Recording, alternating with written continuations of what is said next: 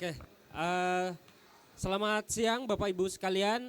Selamat datang di booth kami di Manufacturing Digital Hub dalam rangka event Manufacturing Indonesia Series 2025 di J-Expo. Ini adalah hari ketiga ya, yang mana sudah ada di samping saya narasumber yang akan sharing knowledge dari PT, nanti akan Ibu jelaskan langsung.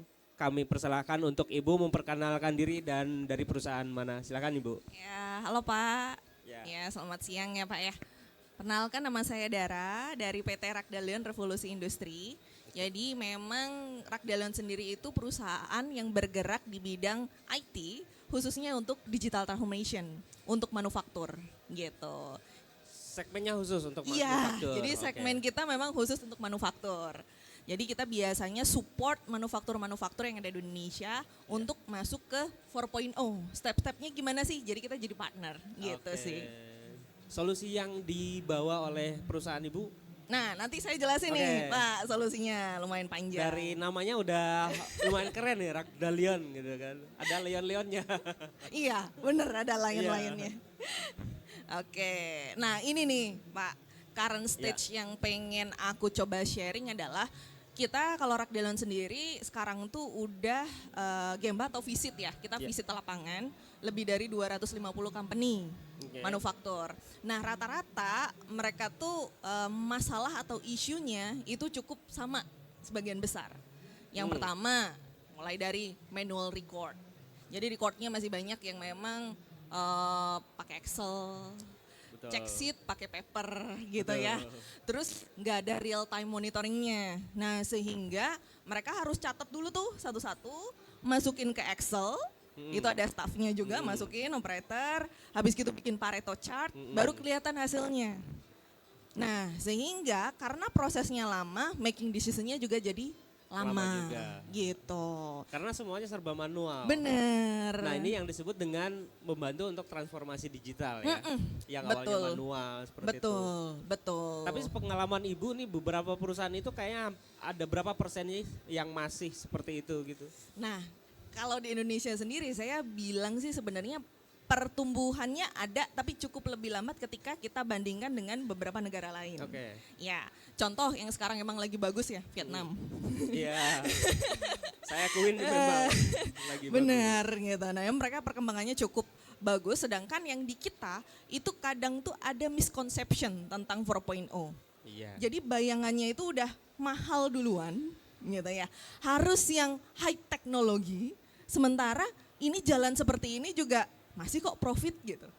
Di bayangan pengen high langsung loncat, tapi implementasi di lapangannya masih belum. Jangan ini juga jadi isu ya. Iya, jangankan sebelum ke high teknologi, data aja masih belum bisa kita nge-trace back ke belakang, masih susah gitu. Betul. Nah ini untuk kualifikasi data, kemudian untuk merapikan data-data, labeling data juga masih PR ya buat kita ya.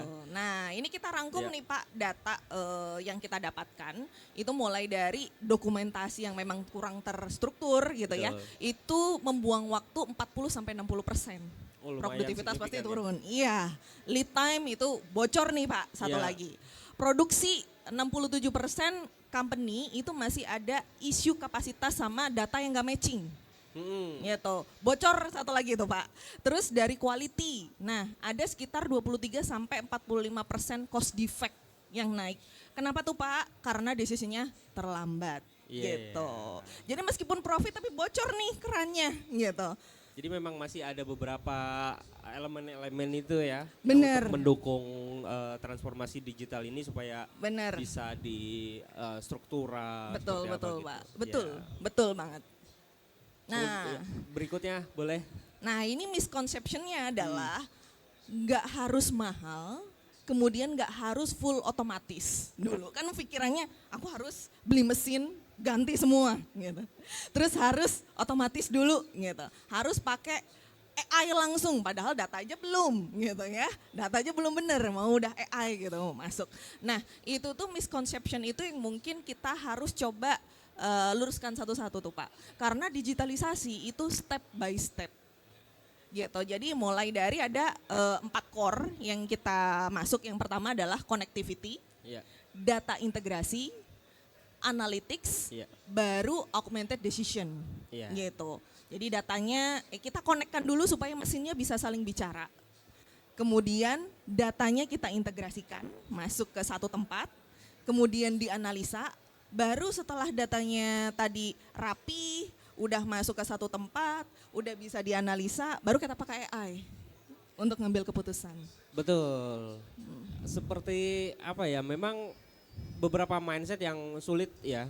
Apalagi employee kita yang saya pernah ketemu tuh di beberapa perusahaan juga, terutama mohon maaf ini yang umurnya udah agak memasuki usia lanjut gitu kan. Memang sangat susah sekali bukan diedukasi ya, tapi lebih mengikuti perkembangan zaman gitu. Betul. Tapi menurut saya ini juga hal yang bagus ya dari perusahaan, ada solusi yang juga bisa memberikan guides untuk bisa tercapainya sebuah transformasi itu gitu loh. Nah mungkin bisa diceritakan lagi nih kira-kira yang dilakukan sama perusahaan ini terkait dengan, kalau tadi kan kita berbicara soal teknisnya saja. Tapi tetap aja kita berhubungan dengan manusia di dalamnya. Setuju, Kesulitan Pak. apa sih gitu yang biasa ditemuin gitu di beberapa kliennya di perusahaan manufaktur lah khususnya. Karena memang intinya nggak cuman bikin teknologinya, Betul. bikin softwarenya, tapi yang paling penting adalah SDM. Betul itu yang saya Atau maksud. manusianya, Pak. Ya. Kita bikin canggih-canggih, bagus-bagus, tapi nggak dipakai. Betul. Gitu, itu gimana? Jadi biasanya yang kita lakukan khususnya untuk human resource ya. Yeah. Jadi yang pertama adalah di luar dari development, itu biasanya tiap departemen nanti dipilih sama manufaktur itu atau industri itu ya, tergantung kebijakan mereka. Pentolan-pentolannya itu, Pak, key personnya. Key personnya. Nah biasanya key personnya ini memang mereka pilih Tapi untuk bukan- umur tertentu ya. Bukan orang yang ditakutin di divisi Ya. itu. Key personnya. Nah Iya. biasanya macam-macam, ada yang memang yang powernya Iya. bagus, atau yang dia cepat mengerti, Iya. yang bisa connect gitu. Baru nanti kita masukkan IT juga di sana. Nah di situ dia sebagai agent of change-nya. Jadi kita lakukan development tapi bersama mereka. Karena sebagus apapun vendor di luar atau supplier, mereka tetap orang luar, Pak. Betul. Yang bisa tahu kondisi di dalam itu adalah internal tim mereka sendiri. Setuju. Gitu. Jadi harus dibantu sama mereka. Jadi makanya kita sebut kita partner. Nah, setelah kita nanti tahu problemnya itu seperti apa, baru kita prioritaskan mana dulu. Jadi ketika itu udah selesai, baru setelah itu karena mereka ikut dalam proses tadi, jadi mereka tuh nanti bisa mentrainingkan ke Ya. departemennya. Jadi Begitu sih, Pak. Self educated untuk internalnya mereka ya. Gitu. Dan jangan salah, yang paling lama itu, Pak. Biasanya begitu. Karena memang ada beberapa habit yang sulit dirubah ya Bener. di company gitu. Betul. Iya. Karena komitmen manajemen itu yang paling penting. Iya. Jadi kalau memang mereka udah sampai keluarin regulasi, ubah SOP, itu baru jalan, Betul. Pak.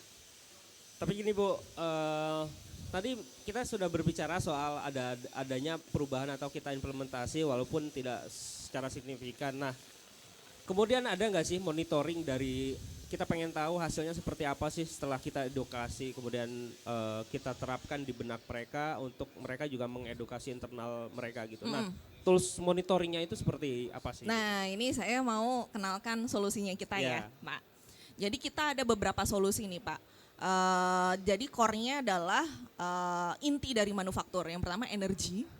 Ya, jadi kita sebutnya adalah MES, Energy Monitoring System. Iya. Kemudian ada Maintenance Management System. Kemudian ada Asset Monitoring System, kita Iya. pakai RFID. Iya. Terus kemudian ada Production Execution System. Kemudian ada Quality Control System dan Digital Document System. Oke. Itu ada 6. Banyak juga ya? Ya lumayan banyak. Lumayan. Ini memang produk utama yang biasanya kita tawarkan ke manufaktur karena ini yang biasanya dipakai gitu. Untuk produksi. Iya, untuk produksi, untuk quality, untuk warehouse, dan yang paling penting adalah kalau semua itu tidak diintegrasi, buat apa, Pak? Betul, betul. Gitu. Misal kita pakai nih sendiri software, Iya. pakai A, tapi dikunci. di warehouse gitu ya. Iya. Dikunci nggak bisa tuh mau Betul. digabungin. Kita harus pakai produk persis mereka lagi untuk di departemen lain. Tapi kan kalau memang kayak gitu, menunya ada 100 nih Pak. Tapi yang dipakai cuma 5. Iya. Gitu. Jadi kurang efisien. Nah, sehingga yang paling penting core-nya adalah kelebihan kita ini bisa diintegrasikan atau kita open Untuk sebenarnya. semua tools tadi Untuk semua toolsnya. Iya. Gitu. Jadi kalau suatu saat sebenarnya mereka mau bikin lagi nih pakai tim mereka mau coba yang kecil gitu ya. Itu bisa dikonekkan sama kita punya. Karena kunci dari 4.0 adalah integrasi. Gitu sih, Pak. Integrasi betul. Ya kalau masing-masing beda data, kemudian apalagi masing-masing divisi juga punya pegang data Sendiri-sendiri. masing-masing sendiri-sendiri ya agak susah juga ya. Nah, Yang itu satu sih, Pak. ngomongnya A, yang satu ngomongnya B. Nah ini data saya begini data. Nah kalau nggak Iya. saling data berbicara, nah buat apa ya? Betul. Makanya tidak integrasi connect. itu yang diperlukan. Betul. Nah, Betul Pak. ini udah keren banget ya tadi dimulai dari produksi, quality juga kan masing-masing ada toolsnya nih gitu. Nah kemudian kemudahan untuk monitoring di semua toolsnya ini kira-kira mudah nggak sih? Oke, jadi aku kenalin dulu yang pertama energy monitoring system nih Iya. Pak. Jadi energy monitoring system yang kita monitoring itu apa aja? Yang pertama electricity, Ya. water, gas, sama emisi. Termasuk emisi juga. Termasuk emisi juga.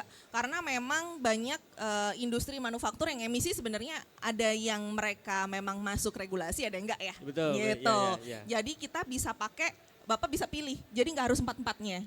Jadi kalau misalnya nanti fiturnya emisi, misal kita offin, bisa aja gitu. Dan yang memang kita paid adalah yang kita gunakan, gitu. Oke. Bukan yang nggak digunakan tetap di paid gitu, nggak Pak, gitu. Nah terus yang energy monitoring system tuh bisa monitoring apa aja sih, gitu. Yang pertama selain yang utama itu real time notification itu udah pasti. Jadi apa yang terjadi di listrik atau KWH-nya berapa, ininya berapa, nanti ketahuan semua di semua mesin. Jadi kita tahu mesin mana yang penggunaan energinya itu paling tinggi. Paling tinggi. Sehingga kita tahu juga langkahnya itu harus kayak gimana, di mesin yang mana. Jangan-jangan selama ini kita salah, gitu kan. Terus yang kedua traceability atau historical datanya. Iya. Nah itu kelihatan. Dan yang paling penting yang ketiga nih Pak, cost tracker. Oke. Ya kita jadi biasanya tuh cost tracker tuh kan kita taunya kan di akhir bulan gitu ya. Nanti baru dicek. Nah ini enggak real time. Tiba-tiba bengkak kayak gitu. Nah, nah ini kita bisa tahu nih Pak, real Iya. time berapa sih konsumsi hari ini. Iya. Gitu. Nah nanti kalau memang Bapak konsumsi hari ini, Bapak breakdown, nanti jadi per produknya itu berapa sih costnya. Nah itu juga bisa. Berarti bisa untuk mendeteksi anomali juga ya. Betul. Misalnya selang berapa satu minggu misalnya pemakaian konsumsi watt di perusahaan segini kok tiba-tiba di hari tertentu. Bisa nah, banget. itu bisa dimonitoring secara real time juga ya. Bisa banget. Oke. Bahkan ada log alertnya. Nggak cuman konsumsinya, Iya. tapi ketika Bapak masukin parameter di master data itu. Threshold gitu ya. Iya. Jadi kalau memang dia di luar dari parameternya, maka dia akan mengirimkan langsung. notifikasi. Betul. Oke, nah ini Gitu. notifikasi yang memang harus ada di tools monitoring ya. Biasanya kirim kan, kadang kita nggak tahu tiba-tiba jam 3 pagi gitu orang lagi pada nyenyak tidur. Ada Gitu. Nah, itu benar, yang diperlukan. Benar. Seperti Nah, itu. nanti itu akan ada log alertnya. Terus yang kedua di produksi ada MES atau manufacturing execution system.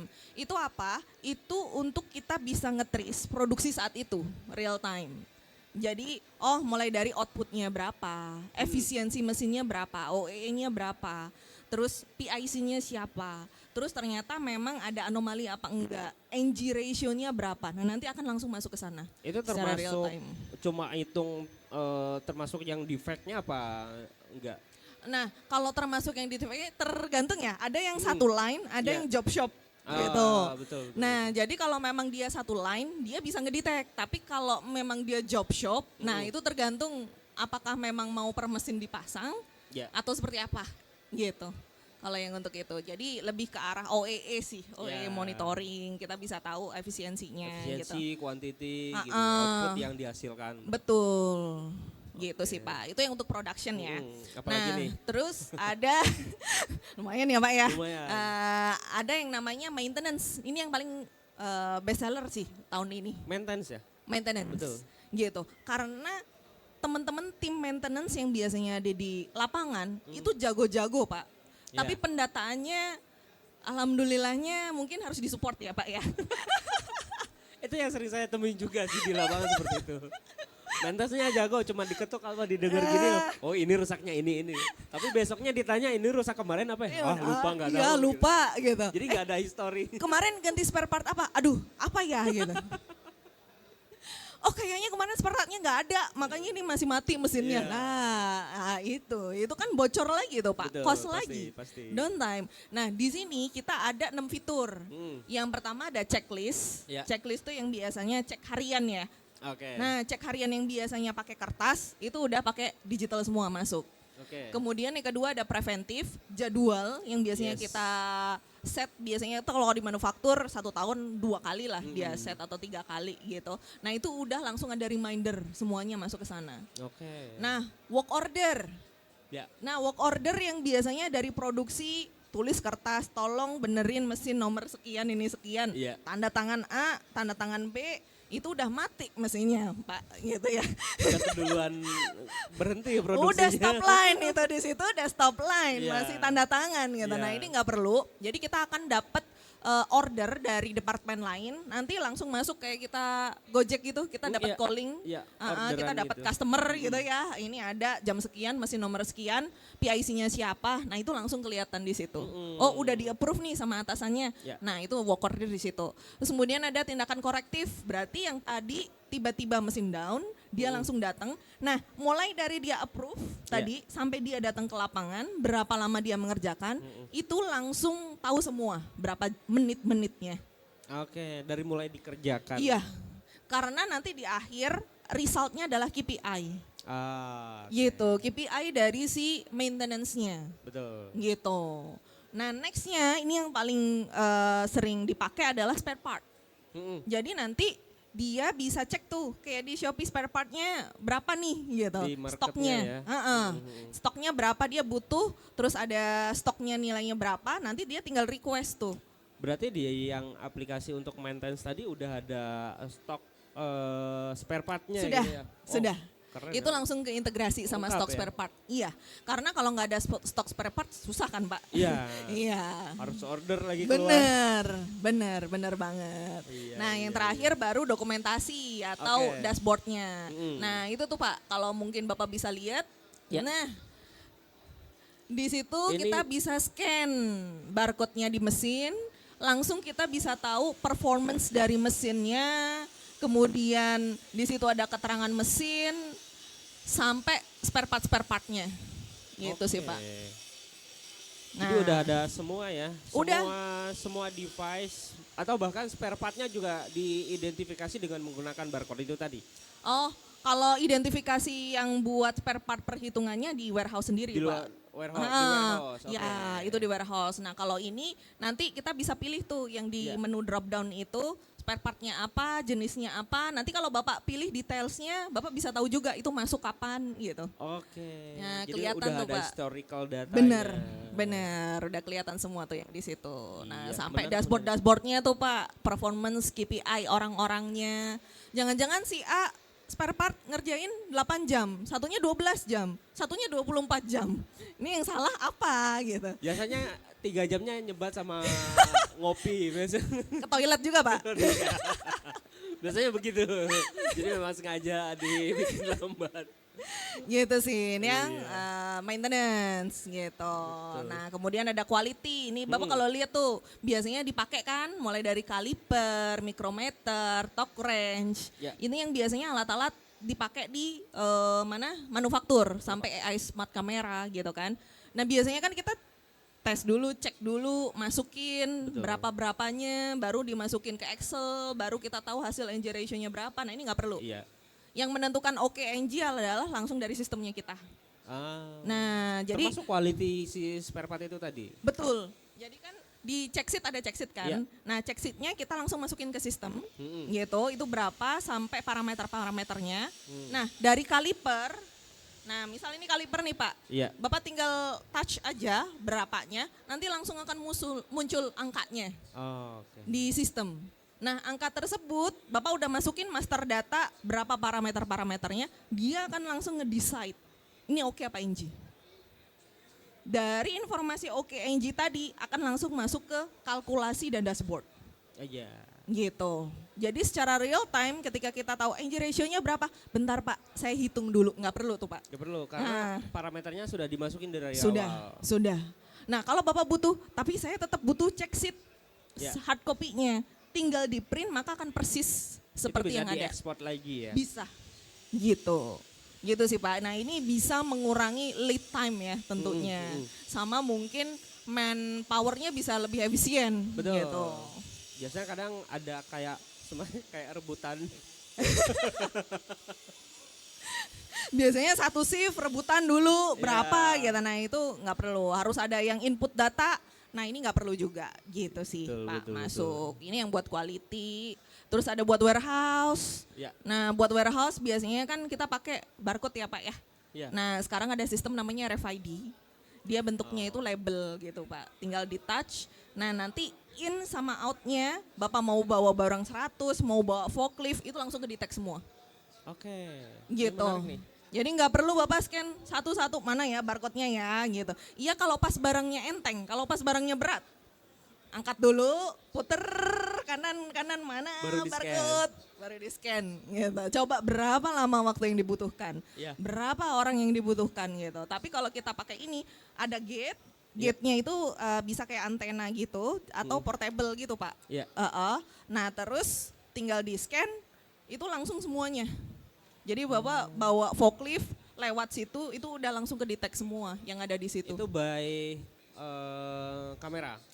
Enggak, Enggak. dia frekuensi. Oh, frekuensinya. Iya, Oke, jadi oke. di tag-nya itu ada chipnya, Di setiap tag-nya. iya. Dulu harganya mahal, sekarang hampir sama kayak label biasa. Coba Oke. Pak bayangin. Semakin lama ke teknologi kan semakin bagus, tapi harganya semakin oke nih, Iya. Pak. Jadi sekarang jadi worth it banget untuk pakai si RFID tag ini. Modelnya tuh sekarang banyak Pak, ada yang label, ada yang modelnya tag untuk baju gitu ya. Iya. Ada yang modelnya metal Iya. gitu. Nah, itu tinggal ditempel, bisa di reuse lagi, Pak. Oke. Gitu, Jadi cukup nah. sekali beli aja ya. Iya, tapi kalau label udah masuk kardus ya nggak bisa tuh, Pak. Gitu tergantung si jenisnya. Iya. Yang metal tuh bisa di reuse, Pak. Yang metal bisa di reuse. Iya, bahkan temperaturnya bisa suhu tinggi. Bisa di atas 150. Kalau di tag di barang-barang yang memang Iya. panas gitu. Ya, yang panas gitu. Tapi kalau peleburan nggak bisa ya, Pak. Hancur. Udah lebur Pak di situ Pak.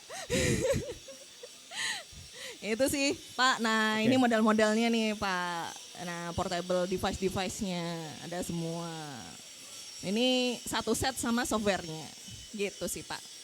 Kalau dokumen simple sih Pak. Kalau dokumen sistem kayak e-sign yang biasanya kertas numpuk-numpuk di meja. Nah itu udah nggak perlu lagi. Sekarang udah ditarik ke Udah apps e-sign semua semua. ya? Ya, ini simple sih kalau yang itu. Itu sih, Pak, Oke. produk-produk kita. Sebelum ke sana, sebelum lanjut berbicara mengenai dashboard, ini dari semua yang diterangkan tadi itu di dalam satu dashboard apa gimana? Dalam satu dashboard. Oh, ini memang kita sengaja bikinnya adalah gimana caranya biar step by step dulu. Oke. Jadi kalau memang 1 tahun nih, nggak perlu tiba-tiba 6 produk itu dieksekusi. Ya. Kalau dieksekusi semua sih kita seneng ya Pak ya. Cuman masalahnya orangnya siap apa enggak? Ya. Gitu kan, itu Perusahaannya mau pertanyaannya. nggak, gitu. Kita sih seneng-seneng aja, Iya. nggak apa-apa. Tapi kan orangnya siap apa enggak gitu. Betul. Nah mana yang prioritas dulu, jadi misal nih ternyata Bu produksi quality dulu deh. Itu yang jadi isu utama sekarang. Oke. Kalau itu efisiensinya nanti bisa tinggi, kayaknya bocornya bisa ditutup 50%. Misal gitu. Nah makanya kita pasang dulu tuh Pak, dashboard untuk yang quality, untuk yang produksi. Bu apa bisa diintegrasikan? Bisa. Bisa dijadiin satu jadi saya nggak usah buka-buka 2 software, bisa. Emang itu tujuannya Pak. Betul. Nanti tahun kedua buka roadmap lagi nih. Mm-mm. Mau masuk nih warehouse, Ya. mau masuk maintenance, Ya. integrasiin lagi. Apakah saya harus beli software lagi Bu? Ini nggak bisa dijadiin satu? Bisa. Gitu. Jadi nanti kita jadiin satu lagi. Oke. Gitu. Nah, Jadi itu. kayak puzzle gitu. Biasanya yang umum terjadi ya di lapangan itu kan kadang orang udah beli tools banyak-banyak, monitoringnya juga satu-satu. Betul. Jadi begitu mau monitoring yang ini harus buka ini, Betul. monitoring yang ini harus buka ini. Nah ini udah Betul. jadi di dalam satu dashboard itu Betul. tadi. Betul, Pak. Nah ini yang jadi nggak perlu effort lah ya. gitu. Enggak, Bapak nggak perlu buka software ini lagi, ininya Ya, beda. Software ini betul. lagi, ininya beda. Enggak, Pak. Ya. Gitu. Tapi memang udah bisa jadi satu, tergantung Bapak kebutuhannya mana dulu nih. Gitu. Gitu sih, Pak. Iya. Oke, berikutnya ada apa lagi nih? Nah, aku mau share sedikit case tadi ya, Ya. yang kita udah coba Implementasi aplikasikan di ya, lapangan implementasikan di lapangan. Ini ada satu dari farmasi nih. Oh, farmasi. Farmasi yang ada di Indonesia. Oke. Ada lah, namanya pasti tahu gitu. Nah, di sini kita Yang coba gede itu kan? Iya, yang itu loh, Pak. Jadi mulai dari kita bikin yang biasanya tuh mereka obstacle-nya adalah setiap batch Iya. untuk vaksin ya, kesebut kan Pak. Iya. Setiap batch untuk vaksin, mereka itu harus ada laporan per batch. Itu sampai ribuan lembar, Pak. Jadi kalau manufacturing otomotif yang lembur adalah produksinya, nah ini yang lembur kualitinya. Oke, Gitu. bisa begitu? Nah, karena datanya banyak banget yang harus dicek dan diotorisasi. Ya. Nah, dari situ lead time mereka panjang, terus kemudian manpowernya juga lumayan banyak gitu ya, shiftnya juga panjang gitu. Iya. Nah, mereka tuh mau dibikin semuanya digitalisasinya atau digital transformation-nya itu udah lengkap gitu masuk, sehingga lead time-nya bisa kurang. Masuk ke dalam satu sistem yang sama. Betul. Gitu. Jadi di situ kita bikin modulnya mulai dari produksi, environment management, Ya. raw material management, dari manajemen raw materialnya, kemudian water monitoring sistemnya, Iya. sampai audit manajemen di WHO, Pak. Jadi Iya. itu kita integrasi juga, harus di okein sama WHO juga, kemudian sampai ke vendor qualification managementnya. Jadi memang semua jadi satu, selain quality-nya tadi. Ya karena memang Gitu. ada keterlibatan beberapa vendor juga Ah, ya, untuk ah. material tertentu. Betul. Tapi kalau itu bedanya, data mereka bagus. Betul. Udah terstruktur banget. Sehingga ketika masuk ke situ, siap banget gitu. Iya. Pak. Apalagi ini Gitu. berkaitan dengan vaksin ya, yang Betul. memang harus selektif ya. Betul. Traceability-nya cepet, yang udah ada emang bagus, tapi dengan digitalisasi dia bisa lead time-nya berkurang lumayan banyak persentasenya gitu. Gitu sih Oke. Pak, itu yang farmasi. Kemudian ada otomotif nih Pak. Ya. Nah ini kita pakai AI untuk deteksi market call. Jadi isinya gini, udah ada barang nih, Iya. mereka perusahaan gede otomotif, pasti udah ada parameternya, Ya. oke dan juga NG-nya, Ya. bener nggak Pak? Tapi udah dibikin sedemikian rupa, kenapa masih ada market call? Gitu. Jadi mereka tuh pengen tahu gimana sih tendensinya yang oke, tapi ini tuh bisa terjadi market call ke depan gitu. Prediktif gitu. Ya. Nah, jadinya kita buat AI dari data mereka juga bagus 5 sampai 10 tahun ke belakang kita ambil. Nah, ciri-cirinya gimana sih tendensi dari grafiknya gitu. Angkanya, kita lihat historicalnya. Untuk kedepannya ini ada potensi loh market call untuk bisa mendeteksi itu. Ini yang kita bikin di otomotif. Untuk di otomotif. Ya. Jadi memanfaatkan AI ya, Ya, untuk betul. trace objeknya Betul. itu. Oke. Betul. Nah ini Gitu. menurut saya belum terlalu banyak juga ya yang mengimplementasikan AI di Bener. manufaktur khususnya di Indonesia lah gitu. Betul. Karena memang itu tadi Pak, kesiapannya. Benar-benar memang udah perlu apa enggak? Memang perlu tapi datanya enggak ada. AI itu kan dia pinter kalau ada data. Betul. Feedingnya di situ. Bener. Nah, tapi kalau datanya masuknya nggak bagus, keluarnya juga pasti nggak bagus. Iya. Nah, itu sih Pak yang perlu kita coba ubah mindsetnya. AI pasti pinter. Enggak, kalau datanya nggak bagus ya keluarnya juga nggak bagus gitu. Jadi Ragdalion ini membantu perusahaan Bapak Ibu untuk menstrukturalisasi data gimana supaya nanti kalau misalnya prospek ke depannya kita memanfaatkan AI ya untuk di manufaktur itu bisa langsung diimplementasikan. Betul. Apalagi sekarang saya kebetulan aktif di beberapa komunitas AI juga gitu. Wah, mantep Begitu Pak. masuk di AI orang di Indonesia begitu diimplementasi di perusahaan itu udah nggak mau lagi yang sifatnya cloud, udah nggak mau lagi yang sifatnya umum, pengennya privasi terus gitu. Betul. Makanya pengen yang datanya RAG, pengennya datanya yang nggak bocor keluar gitu. Tapi untuk sampai ke situ data kita masih belum bisa terstruktur gitu, yang Nah, bisa itu, Pak. digunain di AI. Nah ini juga salah Betul. satu PR ya yang mungkin nanti solusi dari Ragdalion bisa membantu perusahaan Bapak Ibu juga sekalian ya untuk labeling data lah minimal gitu kan. Ya, semoga ya Pak ya. Iya. Iya. Nah, ini yang terakhir itu di toys industry. Voice. Toys. Mainan. Oke. Mainan yang itu loh Pak, boneka-boneka itu loh. Iya. Iya, nah kalau yang ini kita masuknya memang maintenance yang tadi saya sebutkan gitu. Oke, kalau ini Ya, yang solusi maintenance. maintenance. Jadi dia ada 150 line. Mm-mm. Nah, ini nih buat masukan juga ketika melakukan sesuatu yang memang baru itu tuh kita kalau bisa tidak mengambil resiko langsung diaplikasikan ke 150 line. Oke. Biasanya mereka akan ada pilot project dulu, Mm-mm. Pak. Jadi kita misal masuk awal adalah 10 line, kita coba dengan case yang berbeda-beda ya. Karena mesinnya sama tapi kadang-kadang biasanya masalahnya beda-beda tuh, Pak. Pasti. Nah, case-nya beda-beda. Nah, itu kita akan coba dulu di 10 line dengan case yang beda-beda. Setelah itu semua oke, nah mereka itu aplikasikan ke 150 line. Gitu. Nah, ini cara yang mungkin kelihatannya akan ada 2 step, tapi ini waktunya akan jauh lebih singkat. Justru akan memangkas defek-defek yang Bener.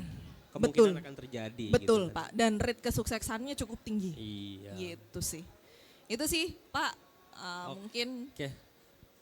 Lumayan kompleks tapi menurut saya kalau misalnya kita lakukan dengan langkah yang paling mudah dulu ya di perusahaan. Kadang kita kan di perusahaan juga agak bingung untuk kita mulainya dari mana dulu sih Bu gitu.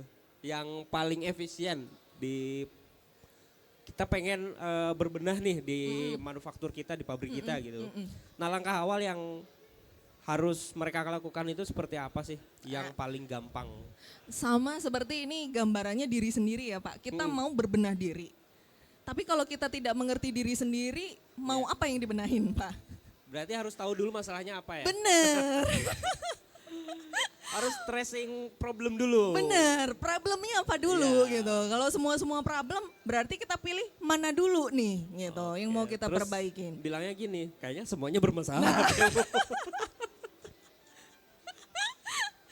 Nah biasanya yang kita Iya. lakukan adalah mapping dulu nih Pak. Yes. Itu langkah awal sih Pak. Nggak perlu yang memang langsung tiba-tiba lompat, tiba-tiba punya robot, tiba-tiba langsung automation semua gitu. Pakai AI, AI tiba-tiba gitu. Nggak perlu. Itu takutnya mereka investasinya berapa, balik modal apa enggak. Ini juga kayak gini jalan aja. Nah itu Kalau kita balik sih gampang lagi. ya, punya duit nggak lu gitu. Gitu ya. Benar-benar. Iya. Itu sih Pak, Ya. mungkin jadi kita start small juga bisa, Yes. tapi yang paling penting adalah tujuannya tercapai, bukan hanya sekedar high teknologi, tapi bagaimana teknologi itu bisa membantu kita itu melakukan efisiensi Iya. di bisnis atau manufaktur kita. Iya, Gitu sih betul. Pak. Mantap sekali, ini lumayan banyak tapi bisa justru itu yang harus dilakukan ya. Benar. Untuk membenahi di pabrik-pabrik gitu ada perusahaan Bapak Ibu sekalian. Betul Pak. Iya, baik sudah selesai Bu. Sudah? Wah, Terima kasih banyak atas waktunya. Itu tadi yang disampaikan oleh Ibu Dara ya dari PT Ragdalion. Buat teman-teman sekalian yang onsite maupun yang online, terima kasih sudah menyaksikan sesi kita pada siang kali ini di Manufacturing Digital Hub yang dipersembahkan oleh Aptiknas dan juga Manufacturing Indonesia Series 2025. Saya Fajar dan juga Ibu Dara. Dara. Terima kasih. Sampai jumpa di kesempatan Terima berikutnya. kasih Bapak, terima kasih.